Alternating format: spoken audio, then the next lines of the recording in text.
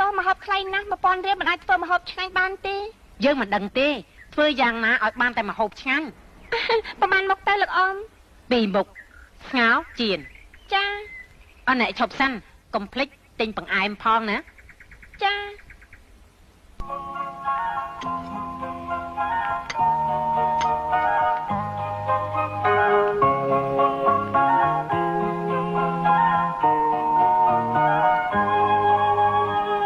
លោកអ៊ំចេញសាបាយ